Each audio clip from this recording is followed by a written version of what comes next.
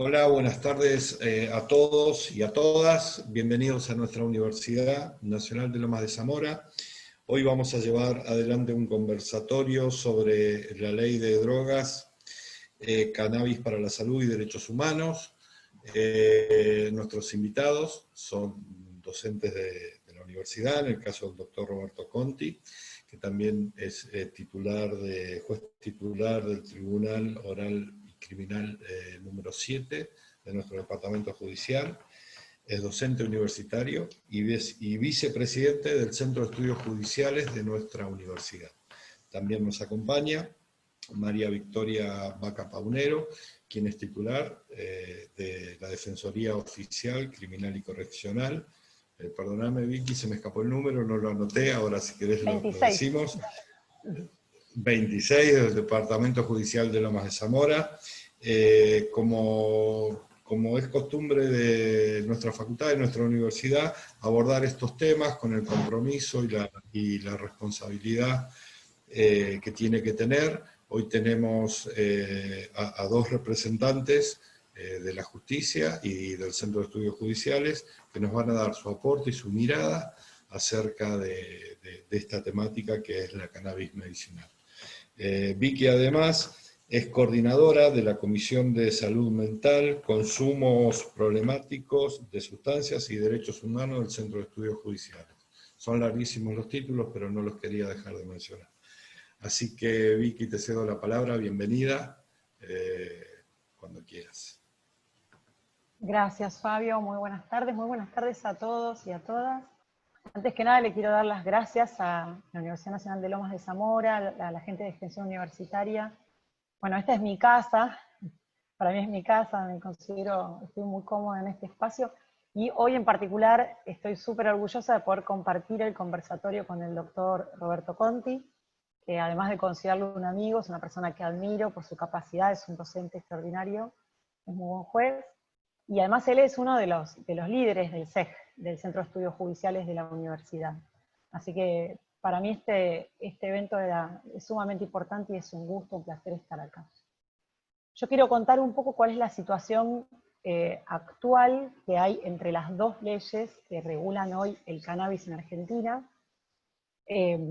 para explicar cuál es el gran problema que aún tenemos, pero que dentro de poco se va a modificar en algunas de sus condiciones principales y nos va a obligar a los operadores del sistema judicial, a los operadores de todo el sistema penal, porque también a las fuerzas de seguridad, a adaptarse a una nueva realidad normativa, y vamos a tener que pensar o repensar o replantearnos los conceptos con los que veníamos trabajando hasta ahora en esta temática. Como ustedes saben, los y las que me están escuchando, y en otras charlas hemos hablado de este tema, en Argentina el cannabis está abarcado principalmente por un sistema de prohibición. En realidad, Argentina está adherida a la Convención Única de Control de Estupefacientes del año 1961 y dos convenciones posteriores, del año 72 y del año 88, que son el sistema de control de todas las sustancias estupefacientes a nivel mundial, y cada país que está adherido a ese sistema tiene regulación interna, que debe ser una parte penal. ¿Para qué? Para evitar que esas sustancias que el sistema pretende controlar y fiscaliza a través de organismos específicos creados al efecto, entren o al mercado ilegal o se desvíen de forma tal que las que tienen uso medicinal no puedan ser usadas, o sea, no alcancen para abastecer la producción en materia de salud. Dentro de esta lógica es que Argentina tiene una ley penal de drogas, que es la 23.737 del año 1988. Esa ley, que es la que rige, no dice qué sustancias son las que son consideradas estupefacientes. Remite una lista del Poder que elabora periódicamente el Poder Ejecutivo Nacional. Actualmente, la lista esta es la que está escrita en el decreto 560/19, es la última actualización de la ley de drogas, es del año pasado, es del mes de agosto del año pasado. En esta lista figura el cannabis en dos partes. Por un lado figura cannabis y resinas y derivados, figura, o sea, la planta de cannabis, y figura incluso la palabra marihuana, Y por otro lado, en otra parte de la misma lista, que es un listado de más de casi 500 sustancias, figura uno de los componentes activos específicos del cannabis, que es el tetrahidrocannabinol 9, o THC, que es el principal componente psicoactivo, o capaz de producir psicoactividad de la planta. Con lo que les estoy tratando de explicar es cómo en la ley de drogas está abarcado todo tipo de cannabis, y por las dudas también está abarcada el principal componente químico que es capaz de producir psicoactividad. No hay ninguna duda que está penada, digamos, las acciones relacionadas con esta planta.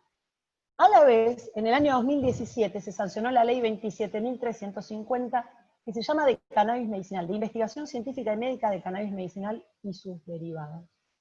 La idea de esta ley, de que existiera esta nueva ley, era dar algún tipo de respuesta a las familias y a los y las usuarias terapéuticos y terapéuticas que ya venían usando cannabis en favor de su salud.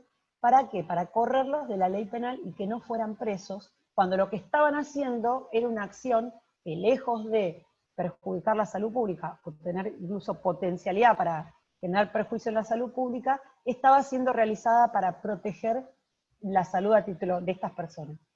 En el marco de un sistema donde no hay no había otra vía de acceso al cannabis legal, o sea, está todo prohibido, no se produce en Argentina, no hay manera de acceder a los derivados, que no sea dentro de un sistema de ilegalidad, los pacientes fueron a decirle al Estado, protéjanos, nosotros estamos usando esta sustancia en dolencias graves, crónicas, incapacitantes, donde otro tipo de medicina no nos da respuesta, no podemos estar abarcados por el sistema penal.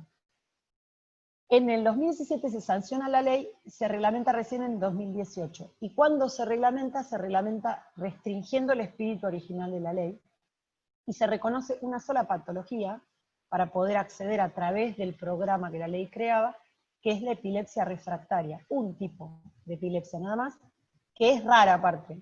Es de las 19 clases de epilepsia que hay identificadas, es una de ellas. Y además a esas personas que se declaran, ingresan al programa de la ley, a los efectos de acceder al cannabis medicinal legalmente, la única vía de acceso que se les abrió es la importación de un tipo de derivado específico en forma de aceite desde Estados Unidos, o sea, a precio dólar. Esto hace que las personas que están con otras patologías que no son epilepsia refractaria, o que por su condición económica no se encuentran, que no tienen la posibilidad de solventar este dinero para la importación de esta sustancia a precio dólar, no tienen acceso legal al cannabis en Argentina, y se vuelcan al autocultivo de las plantas, a la extracción de derivados en forma artesanal o casera, o recurren a asociaciones de cultivadores que también hacen esto en forma irregular o ilegal, porque no está previsto en la ley, o a un mercado absolutamente ilegal, donde no hay ningún tipo de control, y donde pueden obtener cannabis como no, o pueden obtener, o están expuestos a la obtención de sustancias sumamente inseguras, y que además no tienen trazabilidad, o sea, es imposible saber de qué están hechas, y si se supiera en el caso puntual de alguna, no se sabe cómo conseguir exactamente la misma, en caso que esa sustancia diera resultado. Las universidades nacionales y las asociaciones que están peleando para la ampliación de derechos en esta materia, generaron espacios de testeo de sustancias para dar algún tipo de respuesta a estos pacientes. Pero claro, ya solo circular por la calle con un frasco con cannabis puede ser un problema legal en materia penal, porque la ley penal abarca una serie de conductas que simplemente realizadas con esta sustancia permiten por lo menos un principio de criminalización, o sea, la intervención de las fuerzas de seguridad, la judicialización del hecho que se haya determinado. Ahora, después de 3 años, la realidad social ha superado a la situación legislativa, o sea, la gente ha ido increyendo en cuanto a la cantidad de personas que cultivan. La difusión de la información respecto del uso en ciertas patologías es cada vez más amplia y cada vez más precisa.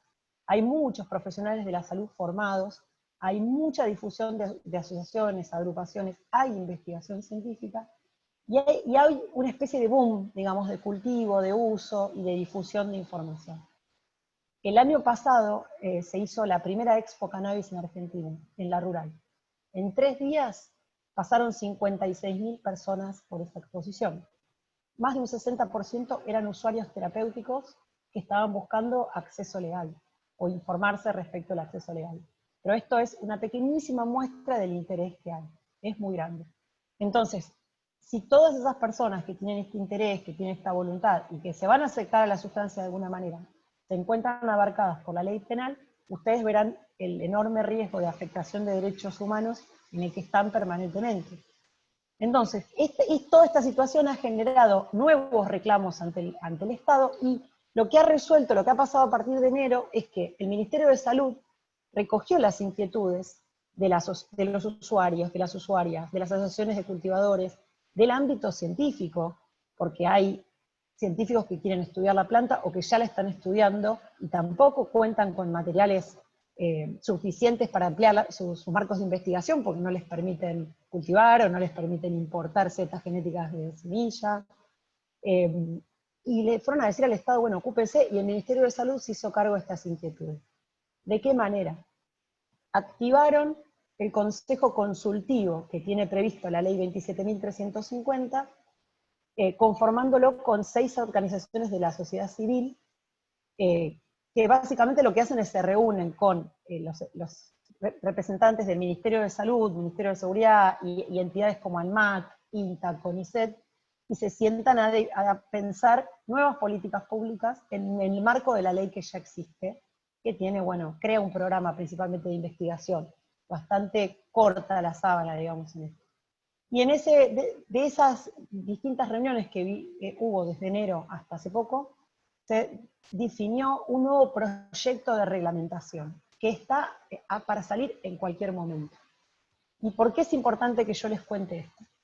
Porque si bien la letra final del nuevo proyecto no la tengo, tengo un borrador que todavía no puede darse a difundir hasta que el Ministerio, hasta que el Poder Ejecutivo no lo disponga, sí se sabe que hay 3 ejes, digamos, muy importantes que van a estar incluidos. El primero es que se van a ampliar las patologías que se reconocen como pasibles de ser tratadas mediante cannabis. De una, epilepsia refractaria, a más de 40.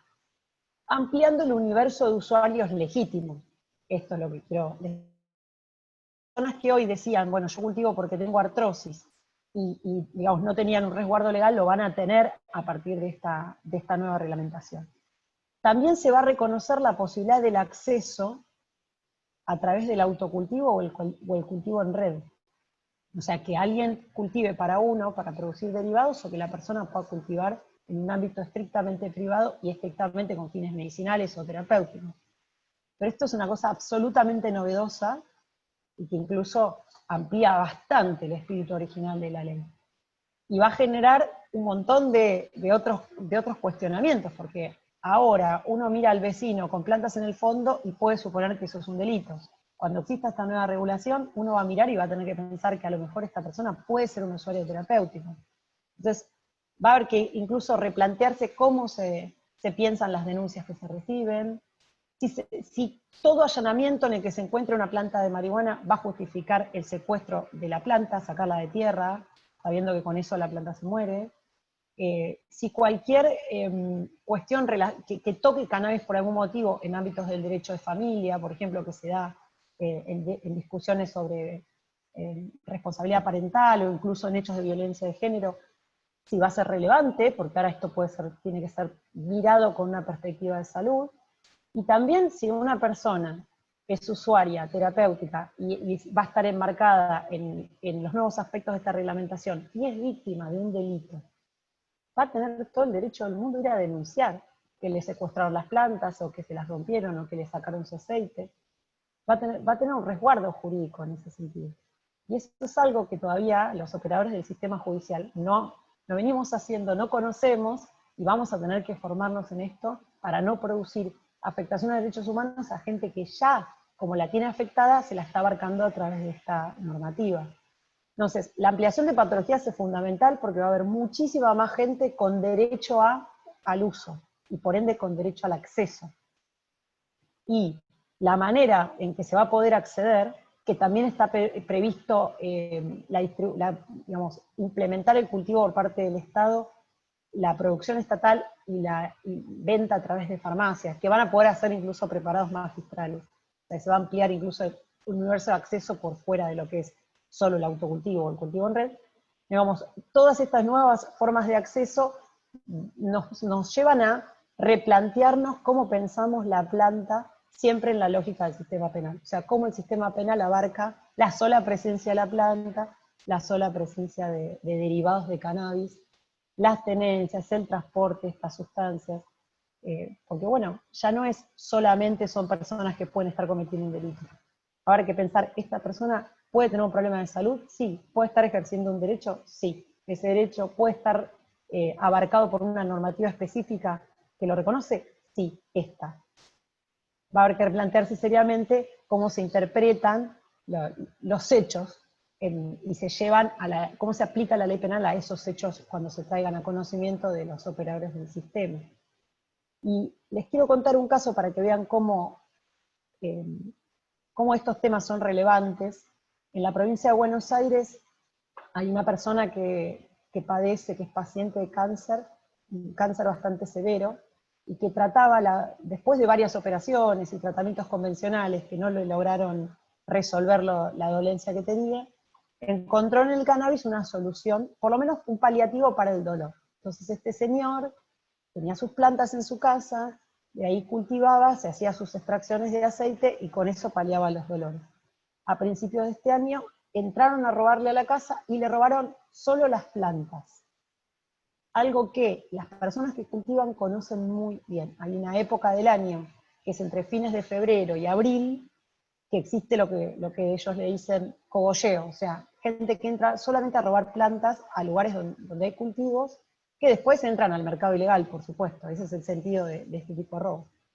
Este señor le pasó eso. El señor se consideró, por supuesto, víctima del delito y llamó a la policía y avisó que le había pasado esto.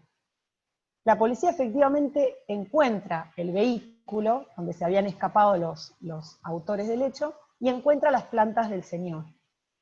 Las secuestra y las pone a disposición de la justicia. Entonces el señor, que era el denunciante en la causa, era la víctima en la causa, se presenta ante el fiscal y le pide la devolución de sus plantas. Y además cuando se presenta explica que es usuario medicinal, explica su patología, explica cómo usaba las plantas, qué tipo de derivados, la cantidad que había plantado y por qué. Y el fiscal le dice, no te los puedo, no estoy de acuerdo, no te las voy a devolver, le contesta esto por escrito, lo cual hace que el señor entonces se presente ejerciendo los derechos que tiene por el artículo 83 del Código Procesal Penal ante el juez de garantías, jueza en este caso de garantías competente. Y le hace el mismo pedido, esta vez acompañado por la asistencia letrada de la Defensoría del Pueblo de la provincia de Buenos Aires.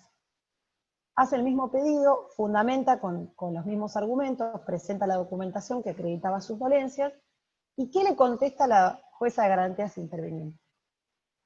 Que no se los puede devolver porque la mera existencia en sí de la planta genera peligro para la salud pública. También considera esta magistrada que no se las va a devolver porque en realidad el señor estaría cometiendo un delito y que no está segura. Entonces este sería el elemento a través del cual se estaría cometiendo el delito. Entonces lo transforma en su resolución de denunciante a imputado. Eso es lo que hace. Él entonces, ante esta resolución judicial, lo que hace es, se presenta ante la Defensoría Oficial competente, y dice, bueno, yo dejé de ser víctima en la causa, a ojos de esta magistrada, ahora soy el imputado, con lo cual requiero asistencia letrada del defensor, el defensor acompaña esta presentación, interpone recurso de apelación contra la decisión de la jueza. Y la Cámara de Apelaciones de Junín, que es el área, la zona donde esto pasó, en un voto impecable, revoca la resolución de la jueza de garantías, reconoce el ejercicio del derecho a la salud del señor protagonista de esta historia, ordena la devolución de las plantas, y ahí dice dos cosas. Dice que primero está probado que el hombre estaba ejerciendo un derecho a la salud, y que justamente es él el que, reconociendo, digamos, una acción que puede estar abarcada por una norma penal, le pide al Estado una protección específica al hacer la denuncia, porque le estaban afectando justamente el ejercicio de su derecho humano básico, que era la salud. O sea, él cuidaba a su suelo con esas plantas y cuando le roban las plantas lo que hacen es afectarle ese derecho humano básico que hace a la vida digna. Y va y le dice esto al Estado, le dice, bueno, protéjanme, hago la denuncia penal, investiguen el delito, secuestren, hagan cesar los efectos, y que de ninguna manera la justicia puede usar esa presentación y ese reconocimiento que hace la persona como parte de una prueba para imputarle una figura penal, cuando el valor en realidad ahí que está en juego, el derecho que está en juego, no es la salud pública, sino la salud del señor. El fallo que usan como argumento, como jurisprudencia, es muy interesante porque es un fallo que tiene que ver con el aborto. Porque claro, no hay otro fallo parecido a esto que pudiera ser precedente, digamos, respecto al cannabis. Entonces se apoyan en los precedentes de aborto, que son esos casos donde la persona va al hospital a hacerse atender con un aborto clandestino y con la información que le da el médico terminó siendo criminalizada. Esos casos donde ya hay jurisprudencia de sobra reconociendo que esto es injusto y no puede ser así, son los precedentes que cita la Cámara de Apelaciones de Junín en este caso. Yo les cuento esto porque no ha terminado la cuestión, el fiscal de cámaras de Junín interpuso recurso de casación, y este caso se va a discutir en el Tribunal de Casación de la provincia. Pero lo que les quiero, después se los paso si quieren el fallo, no tengo problema, lo que les quiero poner de relevancia es cómo personas, o sea, los derechos humanos de los usuarios y usuarias de cannabis para la salud se ven afectados por diferentes intervenciones de los operadores del sistema judicial, incluso cuando no son perseguidos penalmente, porque este señor en realidad no era el imputado originalmente del delito.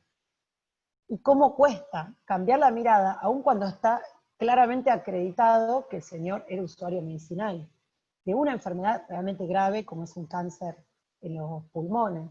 Entonces, estas son las cuestiones, este tipo de matrices de pensamiento son las cuestiones que creo yo, muy modestamente desde mi opinión, tenemos que tener una mirada crítica, puertas adentro del Poder Judicial, y vamos a estar obligados a hacerlo cuando se sancione la nueva reglamentación de la 27.350, porque no nos va a quedar otra.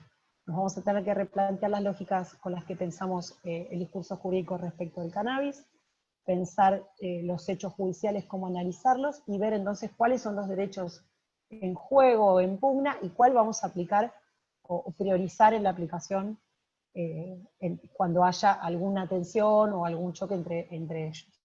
Esto es lo que creo. Creo que esta misma cuestión va a abarcar otros aspectos, seguramente Roberto lo va a explicar bien, porque usuarios y usuarias terapéuticos de cannabis vamos a poder ser todos y todas. Los operadores del sistema, los justiciables, incluso las personas privadas de su libertad. Y esto va a traer otra cuestión adicional a analizar. Celebro que existan estos espacios de debate académicos donde se pueda generar este tipo de debates para poner, no les vine a traer, como verán, soluciones, les vengo a traer inquietudes y a generar problemas, pero la idea es poder poner entera de juicio la situación imperante para generar nuevas ideas, nuevas perspectivas y nuevas soluciones. No solamente se va a modificar la reglamentación de la 27.350, sino que hoy 4 proyectos de ley en estado parlamentario en la Cámara de Diputados nacional en este momento, que modifican de alguna manera el estatus jurídico del cannabis. Y hay 2 proyectos con estado parlamentario en la Cámara de Diputados de la provincia de Buenos Aires, también digamos, creando su propio sistema provincial de cannabis medicinal, terapéutico, paliativo. En todos esos proyectos se reconoce la posibilidad del autocultivo como vía de acceso.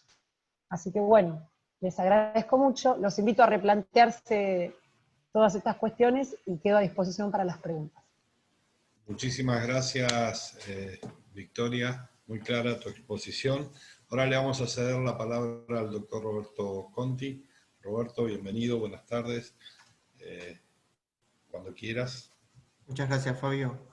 Bueno, muchas gracias a Vicky por sumarme a esta iniciativa, a la facultad, como siempre, mi casa, que estudié ahí y tengo el placer de ser docente y bueno, de formar parte también del CEG, así que es un placer compartir este espacio con ustedes. Cuando Vicky me invita a formar parte de este conversatorio. Bueno, se generan algunas dudas y de vueltas, y algo interesante, surgió todo porque tuve el atrevimiento, por así decirlo, de declarar la inconstitucionalidad de un artículo, ¿no? Que impedía acceder a condicional a personas que están condenadas por delitos de comercialización, ¿no? La 23737. Entonces, bueno, ahí empezamos como a diagramar un poco el conversatorio de hoy, y bueno, fueron surgiendo algunos temas que creo que me voy a un poco ir de lo que yo tenía pensado, pero bueno, siempre estamos hablando de derechos constitucionales, ¿no? No nos tenemos que olvidar de eso, tanto el derecho a la salud y el derecho a la intimidad, derechos constitucionales.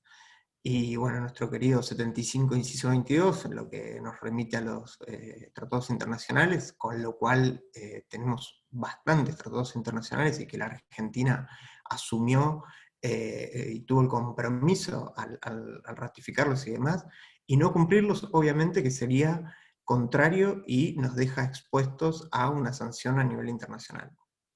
Entre esas cosas, ¿no? Yo consideré la modificación que se hizo al artículo 14 del Código Penal, en cuanto a no se podía acceder a este beneficio, simplemente, si bien tenía varios fallos en contra, de la Casación Federal, justamente creo que cuando salió, había salido, no sé si antes, o creo que antes o después, no, antes, el de la Cámara Federal, en que decía que era constitucional el artículo este. Bueno, siguiendo analizando y demás, me encontré que en el debate constitucional que se realizó al incorporar esta prohibición, la Cámara de Diputados no la había incorporado, y cuando lo pasa a la Cámara de Senadores, la Cámara de Senadores lo incorpora y no se debatió. Con lo cual está dicho también por la Corte Suprema de Justicia, que es totalmente válido, que eso no acarrea la inconstitucionalidad, pero bueno, sí encontré en lo que es el derecho a la reinserción social, a la readaptación social, como habla las leyes de ejecución penal y la Constitución y los tratados internacionales. Entonces, en cuanto a eso, dije, bueno, si bien obviamente declarar la inconstitucionalidad me llevó un cierto tiempo a analizarlo y verlo, porque al ser de última ratio, dije, bueno, puntualmente el apartado 10 de la segunda parte del artículo 14 del Código Penal fue puntualmente con eso, a las personas que estaban condenadas, bueno, en este caso era por comercialización de estupefacientes, ¿no? O sea, sin aclarar el tipo. Por suerte o por desgracia no me llegan casos porque soy juez de tribunal criminal, y los delitos de menudeo y demás no me llegan, pero bueno, a veces siempre hablamos con Vicky bastante sobre el tema, y bueno, ojalá que me llegue, ¿no? Algo de esto, ojalá que... No tuve la suerte, hasta ahora solamente tuve un debate que era comercialización de estupefacientes, y el fundamento de la estrategia de la defensa era que era para consumo personal, para consumo medicinal, pero bueno, también tenía en ese allanamiento, había un montón de pastillas de éxtasis, un montón de cuestiones que claramente no entraba para el uso medicinal, así que tampoco lo pude ejercer mi criterio ahí, pero bueno, siempre está latente eso. Y bueno, como les decía, el declarar la inconstitucionalidad de esto fue por el tema de control de constitucionalidad que tenemos nosotros. O sea, en Argentina está el control de constitucionalidad difuso, y el control no solo de constitucionalidad, sino de convencionalidad lo tenemos todos los jueces. Entonces, con lo cual, insisto, me tomé el atrevimiento de declarar inconstitucional por esto, o sea, porque estamos hablando, o sea, cuando nos encontramos que se chocan o está en conflicto varios derechos, o sea, siempre cuál va a ser, ¿no? O sea, si bien acá, como decía Vicky, el derecho a la salud, obviamente yo cualquier otro tipo de restricción. Y bueno, sumado también lo que viene diciendo la Corte en Arriola, que también es una cuestión de salud pública, y si bien en Arriola se aparta de lo que había sostenido Montalvo, que decía que había que condenar y perseguir al tenedor de drogas. ¿Para qué? Para evitar el narcotráfico. O sea, claramente un fracaso que después la Corte en Arriola dice, esto fracasó, no sirve para nada, esto es una cuestión de salud pública, y manda a todos los poderes del Estado, ¿no? A los 3 poderes del Estado, a que se realice un protocolo real. En cambio, bueno, si una persona es consumidora y esa adicción la lleva a producir un daño a terceros, bueno, está bien, pero si no, no nos tenemos que olvidar el derecho a la intimidad, lo que dice el 19, ¿no? De la Constitución Nacional. Y aparte también pareciera que a veces estamos hablando de algo que como que es una mala palabra, ¿no? O sea, uy, el cannabis, uso medicinal, uy, no, son todos drogadictos. De hecho, nos ha pasado un montón de veces esto, ¿no? Ah, sí, defendés esto porque, no sé, la misma estigmatización, o sea, decir, no es muy difícil, o sea, a 3000 años antes de Cristo, China ya consumía, o sea, los chinos ya consumían cannabis, o sea, en el 1004 Colón lo trajo a América, o sea, empezó a traer las primeras semillas. Entonces, bueno, ¿de qué es lo que estamos hablando? ¿No? O sea, ¿a qué se está afectando? O sea, esto, al contrario, o sea, esto, si queremos combatir el narcotráfico, empecemos mínimo, o sea, para legalizar el consumo medicinal y el consumo personal. O sea, va de la mano, no estamos hablando cuántas drogas lícitas hay, el alcohol, sin ir más lejos, el alcohol que se consume, el cigarrillo, o sea, el pucho, o sea, genera muchísima más adicción que la marihuana, y acá estamos hablando que la marihuana se está diciendo encima, el aceite, que sabemos los extractos cuáles son los que se utilizan, y ese aceite es para mejorar la salud, o sea, la salud que está por encima de todo. O sea, ¿cómo puede ser que una persona tenga que estar sufriendo que no pueda cultivar para hacerse su propio aceite porque tenga un vecino que le esté diciendo, llamando a la policía, como el caso que tuvo Vicky en su momento en Ezeiza, y después otra persecución más, persiguiendo a la misma persona por lo mismo? Entonces, nos tenemos que replantear un montón de cuestiones y ver también desde qué lugar nosotros como jueces vamos a mirar todo esto. Ahí, como decía Vicky, o sea, ¿cómo puede ser que una persona, el caso de Junín, que una persona que tenía sus propias plantas para uso medicinal acreditado y demás, sea incriminada de un delito? O sea, bueno, estos disparates que van surgiendo, ¿no? O sea, nos falta también a nosotros, creo que mucho también como jueces, tener una perspectiva en derechos humanos. O sea, ni siquiera, primero en derechos humanos, básico. Bueno, acá tengo el gusto de verlo al doctor López, que me saco el sombrero, obviamente, con la manera que tiene de resolver y demás. Pero bueno, o sea, no todos tienen la misma mirada y la importancia. O sea, yo siempre digo, no reclamo que veamos de una manera distinta, simplemente que tengamos una perspectiva en derechos humanos. O sea, no es algo muy alocado, es algo por lo que juramos todos como jueces, y descorrernos de esto, ¿no? O sea, corrernos de decir, bueno, ¿qué pasa con el narcomenudeo? Bueno, ¿cómo quieren combatir el narcotráfico? ¿Qué pasa? A mí me pasan, he tenido un montón de juicios por comercialización de estupefacientes, y terminan contando que en las villas, en los barrios más marginados, los que crean las cocinas de Paco, ¿no? Fíjense, o sea, lo que es el Paco es totalmente dañino, el daño que produce es irreversible, y acá estamos a veces condenando, buscando, persiguiendo aún más, gastando insumo del Estado en algo que es insignificante, totalmente insignificante, que no va a dañar a nadie. Y tampoco, o sea, vuelvo a lo mismo, derecho a la intimidad. O sea, artículo 19 de la Constitución Nacional, está dicho por la Corte en Arriola. Entonces ya el sistema fracasó. Bueno, entonces pensemos todo lo que tenemos que hacer, todo lo que tenemos que trabajar para poder ver y determinar determinadas cuestiones. ¿Queremos ir a combatir el narcotráfico? Bueno, ¿cómo?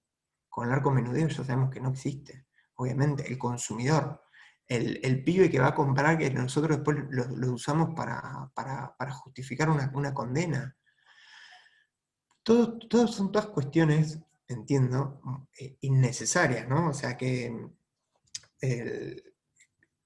no tienen sentido, o sea, y generamos un dispendio económico innecesario. O sea, ahora tenía el número de la cantidad de millones que se gastaron en 2 años persiguiendo a consumidores. Y decimos, wow, y esto, y las cocinas que tenemos en los barrios marginados, que los que cocinan Paco les tiran en el patio de las casas para que los pibes empiecen a consumir y para que los pibes los llamados soldaditos para que empiecen a vender, y todo eso, ¿no? O sea, después la guerra de barrios, porque en definitiva en los barrios vulnerables se instalan las cocinas, pero tampoco combate el narcotráfico. O sea, realmente, como Estado, ¿queremos combatir el narcotráfico? O sea, nos tenemos que preguntar eso. ¿O queremos solamente perseguir al consumidor? ¿Ah? O sea, obviamente, el consumidor, el riesgo que se pone el mismo consumidor para ir a la Villa Sabatella, a ir a las villas que tenemos acá, a comprar quizás, no sé, 10 gramos de marihuana para consumo personal, ¿no? Y esto, ¿no? La condena de decir, no solamente, ya tenemos la condena social, tenemos la condena de los medios de comunicación, la condena mismo que muchas veces los padres, o te sea un pibe que convive con los padres y diga, ay no, qué horror, ¿cómo vas a tener una planta de marihuana? Y bueno, ¿qué estamos sometiendo a nuestros hijos? No estoy haciendo apología, aclaro, por las dudas, pero digo, estamos exponiendo a nuestros hijos ¿a dónde? A ir, a someterse, a correr en riesgo su vida, a que lo maten, ¿para qué? Simplemente para consumir un faso, ¿no? O sea, bueno, lo que pasó en Arreola, o sea, terminaron condenando a tipos que tenían 3 cigarrillos de marihuana. Pero bueno, por suerte esas cosas se han ido superando. Y después, bueno, ahí Vicky me comentaba qué es lo que pasa también en el sistema carcelario, ¿no? O sea, también, obviamente, una persona que tiene dentro de una unidad carcelaria un plantín, tiene una sanción. ¿Qué va a pasar cuando esto se protocolice, ¿no? Cuando todos los municipios, y va a llegar a las unidades carcelarias? ¿Qué va a pasar con el derecho a la salud de las personas que se le merma el dolor con el aceite canábico? ¿Va a estar permitido? ¿No va a estar permitido? ¿Es una sustancia prohibida? Y bueno, todas esas preguntas, creo que ya vamos a tener ahí un gran desafío, ¿no? Y qué es lo que va a pasar, o sea, con las personas privadas de la libertad, el derecho a la intimidad.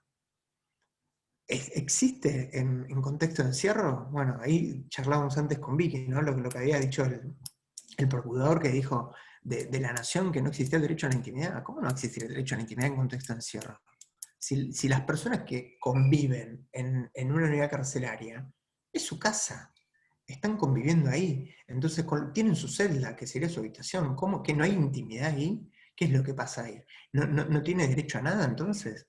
Bueno, también temas complicados que también nos tenemos que estar planteando y preparando para lo que va a venir, ¿no? O sea, porque todas estas cuestiones, si un médico receta a un privado de la libertad el aceite medicinal, ¿qué pasa?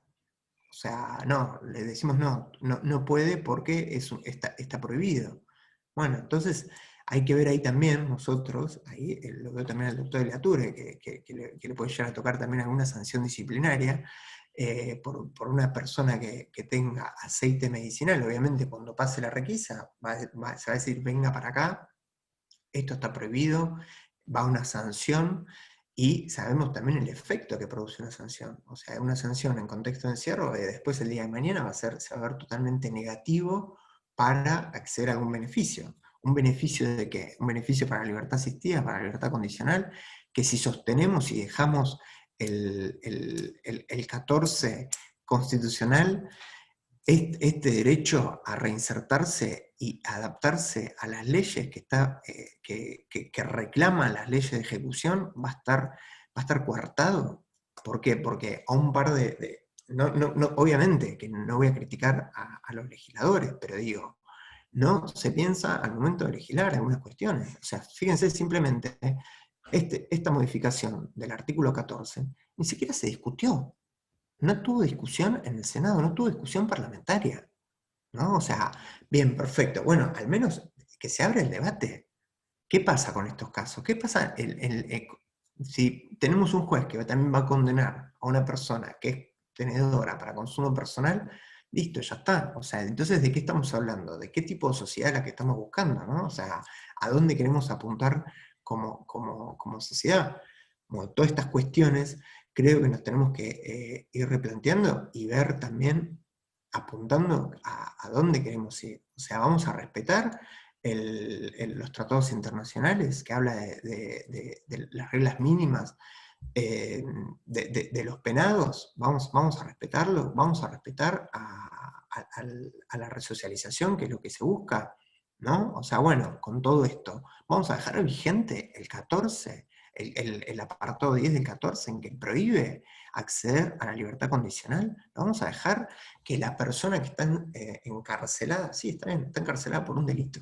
Perfecto, bien, algo hizo, algo habrá hecho, ¿no? Me pongo la mano en la sociedad, la condena social de decir, bueno, por algo está ahí, se lo buscó. Bien, perfecto. Pero también nos tenemos que preguntar por qué esa persona está ahí. ¿Nos preguntamos como sociedad por qué esa persona está ahí? No. Nos preguntamos por sociedad si ese pibe en su infancia tuvo un par de zapatillas y después quizás no lo tuvo y quizás el día de mañana quizás se creó un ambiente violento, que los padres lo fajaban, me tocó casos que en un contexto totalmente violento han sido abusados, torturados de cualquier tipo. Bueno, y así todo Estado decimos, no, usted está condenado por la 23737, no accede a la libertad condicional. Entonces, todas estas cuestiones nos tenemos que empezar a replantear, ¿no? O sea, digo, no estoy hablando del 14 completo. Acá no tenemos ni siquiera una víctima directa. No es que el que está comercializando o o el que lo tiene está diciendo, con esto te voy a clavar un puñal y te voy a matar, ¿no? Comercialización, o sea, para acreditar el delito de comercialización tiene que estar acreditado el comercio. Entonces, ¿a qué estamos apuntando? ¿No? O sea, comercio, comercialización. Obviamente no estoy hablando de legalizar la comercialización indiscriminadamente, ¿no? O sea, decir, listo, tengo 1 kilo de cocaína y lo voy a autorizar. Bueno, pero fijémonos, ¿qué es lo que pasa? Drogas. El término drogas es muy amplio, muy amplio. Empecemos a delimitar de qué es lo que estamos hablando. Empecemos a determinar qué es lo que está pasando. Insisto, esto, ¿no? De buscar lo que genera una modificación de un artículo como este, a las personas condenadas por la 23737, si tenemos que estimularlos, se tienen que readaptar, tienen que estudiar, tienen que hacer un trabajo, tienen que les obligar, porque como jueces para pedirles al momento un beneficio les exigimos que tengan estudio, que tengan o algún oficio, que realicen actividades, y con todo esto, la persona que está condenada por ese delito, ¿se va a sentir motivada a hacer todo esto si solamente su pena se le va a vencer 6 meses antes? ¿Que le estamos estirando la condena? ¿No? O sea, creo que todas estas preguntas nos las deberíamos hacer varios que integramos, creo más que nada los jueces de condena, ¿no? O sea, los que bajamos el martillo y al momento de realizar un cómputo de vencimiento de pena, bueno, determinarlo, los jueces de ejecución cuando les lleguen todo este tipo de personas condenadas por este delito, ¿qué van a hacer? ¿Vamos a seguir apilando personas? ¿Vamos a seguir fomentando el hacinamiento? ¿No? O sea, insisto en que nos tenemos que preguntar un montón de cosas para empezar a modificar también, ¿no? Porque si no lo hacemos nosotros y no vemos desde esto, ¿no? O sea, por eso insisto, de perspectiva en derechos humanos. No estoy hablando de otra cosa. Estoy hablando simplemente de una perspectiva en derechos humanos, en respetar la Constitución. O sea, sí, está bien, algunos jueces dicen, sí, no sé, es una ley, la dictó el Congreso y yo voy a aplicar lo que dice el Congreso. Está bien, pero nos preguntamos cómo llegó el Congreso a fijar esa ley. Nos hacemos esa pregunta, nos sentamos a discutir cómo se determinó, como les dije, como se los dije, ni siquiera se incorporó la 23737 cuando fue girada de diputados al Senado y no tuvo discusión, se aprobó como vino. Y nadie dijo, perdón, ningún diputado, ningún senador dijo, perdón, este artículo, ¿de qué se trata? O sea, ¿de qué estamos hablando? ¿Qué es la 23737? ¿No? ¿Por qué no se generó un debate? Entonces, claramente que yo veo veo el choque digo, sí, está bien, soy juez, está la ley, es el Código Penal, lo aplico. ¿Lo estoy aplicando? Sí, perfecto, lo estoy aplicando, pero esta modificación ¿perjudica derechos humanos de otras personas? Sí, perjudica derechos humanos de otras personas. ¿Cuál es? La reinserción, la readaptación, lo que se fomenta en las leyes de ejecución penal, la 12256, la 24660, lo que dice la Constitución Nacional, o sea, el artículo 18, lo que dicen los pactos internacionales. Entonces, bueno, acá está. Vamos de vuelta. Control de inconstitucionalidad difuso. ¿Qué hacemos? ¿La dejamos pasar? ¿Que siga todo igual? ¿No? O sea, bueno, eso era algo que les quería compartir de lo que habíamos hablado ahí con Vicky, y bueno, agradezco la invitación. Vicky, no sé si me quedó algo en el tintero por mencionar. No, está perfecto. Una aclaración que no hicimos ninguno de los dos. Este artículo, esta reforma del artículo 14 del Código Penal, que restringe o prohíbe en realidad darle la libertad anticipada a condenados por el artículo 5 de la Ley de Droga, es paralela a la sanción de la Ley de Cannabis Medicinal. O sea, cada vez que se haya hecho un impulso a favor del cannabis medicinal, dando una respuesta a los reclamos principalmente mediáticos de la sociedad, por otro lado, se han agravado las penas en el año, a fines del 2016, por ejemplo, de la ley de drogas, y en el 2017 se hizo esta reforma que acaba de declarar inconstitucional acertadamente el doctor Conti. Entonces, por un lado, parecería que se le da una respuesta a la gente, en cuanto al uso medicinal, pero por otro lado, cada vez se complejiza más el sistema penal, si se agravan las penas, si se restringen los derechos, por vías medio subrepticias, porque no son de frente en realidad, y metidas así con reformas por la ventana, que no tienen debate, qué sé yo, lo único que se hace es generar mayor criminalización. Cualquiera de estas personas que hoy tiene, a lo mejor si no puede probar que es usuario medicinal, termina condenado por cultivo, por quinto A, o suponiendo el sistema que lo acusa que necesariamente lo que tiene lo tiene para comercializar en razón de la cantidad de sustancia. Entonces es todo un problema, cómo se ha ido agravando toda la punitización, digamos, en el marco de la ley penal, a la par en el que se decía, por lo menos en la retórica, que se le estaban dando derechos a los usuarios y usuarias medicinales. Es complejo. Te felicito, Roberto, por el fallo, porque me parece excelente. Muchísimas gracias, Roberto, muy claro. Y la verdad que nos deja tranquilo ver cómo funcionarios y gente que trabaja en espacios académicos como ustedes no dejan de tener una mirada del Estado de Derecho con perspectiva precisamente en los derechos humanos.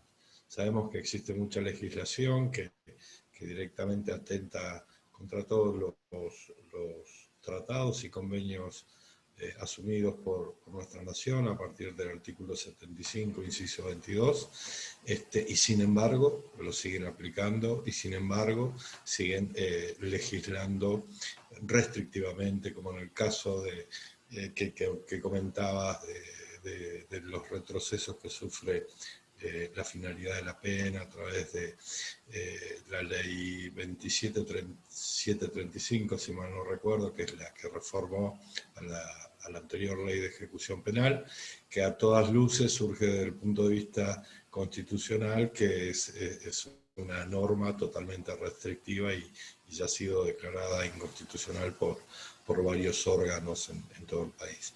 Así que bueno, bienvenido a esto, a que ustedes nos puedan dar un poco de luz y claridad con esta temática, que es tan importante y es la universidad el ámbito por excelencia donde se reciben libremente todas las ideas que puedan confluir en que tengamos una sociedad mejor. Así que muchísimas gracias a los dos. Vamos a leerles un par de preguntas abusando de su generosidad de de habernos dado su capacidad y su tiempo esta tarde. Así que no sé si Ariadna o Ezequiel, tenemos algunas preguntas para leerle a nuestros invitados. Hola Fabio, ¿cómo estás? Gracias. Gracias Victoria, gracias Roberto. Hay varias consultas, aparte de elogios. Y una consulta que realiza Cecilia para Victoria, que dice, nombraste 3 ejes, ampliación de patologías, el otro, el acceso, y el último no lo pude escuchar. Quería saber si se lo podés repetir. No, me olvidé decirlo, sí, que es el que amplía todo lo que es la investigación científica. ¿Y por qué es importante? Porque para investigar hay que hacer cultivos por ahí en grandes extensiones de terreno. Entonces, de hecho, lo que va a empezar a ver son predios, por ejemplo, del INTA, ya hay uno habilitado en la Patagonia, con grandes cultivos de marihuana. Entonces, antes que eso sea interpretado como un delito, hay que pensar que puede estar siendo parte de la materia de investigación de algún instituto del Estado. Bien. Otra consulta para Victoria, que dice lo siguiente, es de Giselle. Dice, soy mamá cultivadora para mi hijo con autismo, y pregunta, ¿en la nueva reglamentación se contempla la compra de semillas al exterior? Está lleno de estafas en el país con cualquier semilla, así como también aceites de mala calidad o aceites truchos. Sí, el tema es que la importación de semillas se hace a través del INASE, el Instituto Nacional de la Semilla. Y cuando las personas van al INASE a pedir la importación de semillas de cannabis, el INASE, por la ley que tiene vigente, se tiene que remitir al ANMAT. Y el ANMAT tiene regulaciones que prohíben expresamente importar semillas con cannabis. Entonces es como una calecita burocrática y la gente legalmente nunca puede traer semillas. ¿Por qué quieren traer semillas del exterior? Porque vienen feminizadas y certificadas en cuanto al contenido, algo que en Argentina no existe en razón de la ilegalidad. Cuando salga la nueva reglamentación, uno de los ejes que se le pidió al Estado es que se regularicen la producción de bancos de semillas nacionales, o sea, que la gente pueda crear bancos, no cualquier persona, que el Estado y los organismos del Estado puedan tener bancos de semillas con entes certificadores o con certificaciones, y lo mismo germoplasma, porque si no, ¿cómo haces para saber que algo que se va a producir es de tal o cual genética?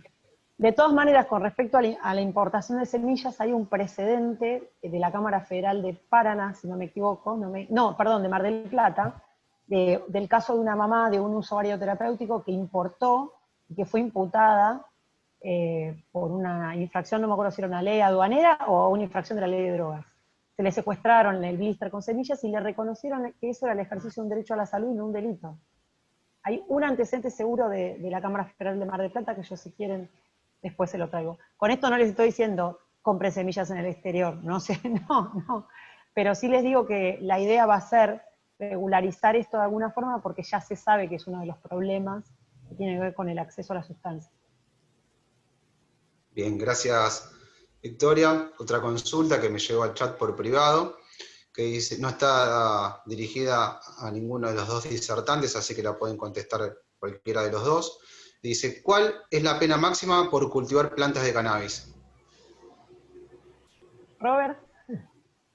Pena máxima por cultivar, y ahí hay un tema, o sea, porque no está estipulado todavía si una persona tiene una planta, ¿no? Si va a tener una pena. O sea, por suerte, si es una planta, 1, 2 o 3, por ahora, yo no conozco al menos una condena que hubiera de ese tipo. O sea, no está, el código habla del 14, habla del consumo personal, ¿no? Pero no especifica el tema de esto, de una planta, ¿no? O sea...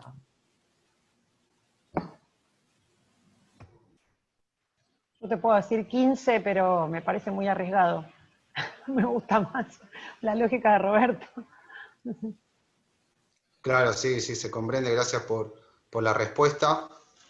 Otra consulta de Estela para Victoria, que dice, ¿podría ampliar acerca de los proyectos de ley en Nación? ¿Eliminarían al cannabis de los artículos 5 y 14 de la ley 23.737? ¿Quiénes los presentaron? Tal vez, si son muchas preguntas, las podemos dividir, Victoria. No es tan complejo. Bien. A ver, hay un proyecto presentado por 10 diputadas del Frente de Todos, encabezado por una diputada de Patagonia que se llama Yelén Espósito, que es un proyecto de regulación integral del cannabis que incluye desde clubes de cultivo hasta licencias de cultivo, comercio, producción, etc. Modifica la ley de droga, obviamente. Hay un proyecto presentado por 2 diputadas de la UCR que se llaman Karina Banfi y Josefina Mendoza, que también legaliza directamente el uso de cannabis en Argentina para cualquier fin, o sea, el recreativo también. Hay un proyecto si no me equivoco, del diputado del Caño, que viene sistemáticamente presentando proyectos de legalización y regularización de la marihuana, que también es para todos los usos. Y hay un proyecto de la diputada Gabriela Cerruti, que también es de legalización integral, que también prevé clubes de cultivo y autocultivo. Estos proyectos que yo hago mención, que van a pasar seguramente por legislación penal, por ahora no pasaron, están presentados, tienen estado parlamentario, pero no hicieron giro por comisiones. Todos prevén modificar la ley penal, porque algunos lo prevén de forma expresa, otros no, pero lo cierto es que una ley que diga que en Argentina se puede tener y usar marihuana libremente, comprarla, venderla, producirla, comercializarla, generar clubes de cultivo, modifica sí o sí la ley penal. Van a pasar, los que yo vi van a tener giro por legislación penal, por salud, y seguramente algunos por seguridad interior, y otros por legislación general. Pero bueno, esos 4, y después la Cámara de Senadores, hay uno seguro, de la senadora Fernández Sagasti, que modifica el artículo 8º de la 27.350, y no sé si hay alguno más. Si entró uno esta semana no lo vi. Perfecto. Gracias, Victoria. Voy a leer la última pregunta, que es de Estela. Dice, el tercer eje de reglamentación por salir, ¿es la venta en farmacias como fórmulas magistrales u otra? Para Victoria. No, me refería a investigación. No, la venta en formulaciones magistrales es una de las maneras, porque el Estado si cultiva y produce, ¿cómo distribuye? Bueno, la lógica es que distribuyan con el sistema que ya existe de distribución. Entonces, se le daría a las farmacias con un protocolo propio, digamos, de producción. Las farmacias igual ya tienen, a través de ANMAT, regulaciones específicas de cómo tienen que hacer los preparados magistrales. No es que hacen como quieren, sino que hay métodos. Y esto sería una sustancia más que tendrían la posibilidad de producir de esa manera, y con eso la gente acceder. Porque la realidad es que hay muchísimas personas que no pueden autocultivar, o acceder por autocultivo, y que estarían felices yendo a una farmacia que les asegure qué es lo que están consumiendo, un producto de calidad, y tienen que tener ese derecho también. O sea, el acceso es por todas las vías. Esta sería una de ellas. Perdón, una aclaración. La ley 27.350 para todo prevé al Estado. O sea, lo que nunca previó es la producción privada.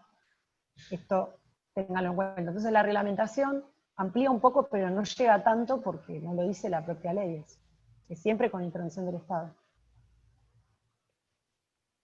Bueno, si no quedan más preguntas, yo quisiera dar la posibilidad a ustedes, si quieren dejar alguna idea a título de conclusión de lo que les tocó exponer. Así que les voy a ceder la palabra. Gracias, Fabio. Ahí no sé si me mandaron a mí, pero me preguntaban por la reforma. La reforma, que es algo que quizás no lo dije, pero y lo di por sentado, que fue un error mío, fue la ley 27.375, que el 28 de julio del 2017 hace unas ciertas modificaciones a lo que es la prohibición de libertad condicional de los reincidentes. Empezó con los reincidentes, empezó con los delitos de abusos sexuales, empezó con las cuestiones de violencia de género, y en este derroteo que va de diputados a Senado, ahí incorporan, pongamos la 23.737, pum, incorporaron la 23.737, no se discutió nada y volvió. Esa fue. Pero bueno, yo agradecer el espacio nuevamente y bueno, invitarlos a reflexionar, ¿no? O sea, los que, en toda esta temática, ¿no? Antes de quizás criticar o cuestionar quizás a alguien que necesite el aceite para uso medicinal y esto, ¿no? O sea, esta modificación que se realizó también, ¿no? Invitar a los colegas a lo que decía Vicky, ¿no? También, o sea, no solamente lo criminalizamos, sino también si alguien tiene para cultivo, para cuestión medicinal, le prohibimos el acceso a la libertad condicional. O sea, 1 año más tiene que cumplir de condena, ¿no? Simplemente. Eso. Muchas gracias de vuelta a todos y a todas. Gracias, Fabio. No sé, Vicky, si querés decir Sí. algo. Una de las personas que está en el panel hizo una pregunta que no la habíamos visto y que le quiero dar respuesta porque aparte quiero destacar la situación, es Gabriel Navarro. Hace referencia a la ordenanza de San Antonio Este. San Antonio Este es un municipio que tiene la ordenanza más avanzada de Argentina. Hoy en día en San Antonio Este más de 40 personas que tienen un certificado de cultivador, y de usuario terapéutico cultivador, porque ese municipio tiene una ordenanza que prevé esa posibilidad. Entonces la pregunta, lo que me preguntan es si es simbólico. No, a ver, hay una ordenanza, hay una normativa expresa que prevé esa posibilidad, y lo que hace ese reconocimiento por parte del Estado es un fuerte principio de prueba por escrito, en el eventual caso que a algún trasnochado se le ocurriera denunciar a una de estas personas por un uso, diciendo que está cometiendo un delito. O sea, no tendría ningún sentido para un fiscal o un juez investigar a una persona que tiene un certificado que reconoce expresamente su uso terapéutico. Claramente, primero por una cuestión de sentido común, las personas que están cometiendo delitos no se inscriben en registros públicos del municipio, con todos sus datos, declaran dónde cultivan, informan, dan información privada de su situación de salud, claramente no. Pero más allá de eso, es evidente que hay una actuación de buena fe y un sentido de estas personas de someterse a un control del Estado en el marco de un ejercicio de un derecho. Entonces, ¿cómo nos va a servir ese certificado de cultivador? Para mí sí, por supuesto, y claro que genera un derecho. Y si a mí me tocara defender un caso, a morir, defiendo esa ordenanza y defiendo ese certificado, esa declaración jurada que el municipio reconoce. Así que esto para destacar, porque es el único municipio del país que está hoy emitiendo estas constancias, y ahí es uno de los, o sea, muchos prevén esta posibilidad, pero San Antonio Este lo efectivizó en la práctica. Así que es importante tenerlos de ejemplo. Bueno, finalmente una sola reflexión. Me encanta poder debatir estos temas con jueces, sobre todo con personas que tienen opiniones tan jugadas como es el caso de Robert. La red de jueces penales hace poco emitió un comunicado con perspectiva crítica respecto de la aplicación de la ley de drogas en general en la provincia de Buenos Aires.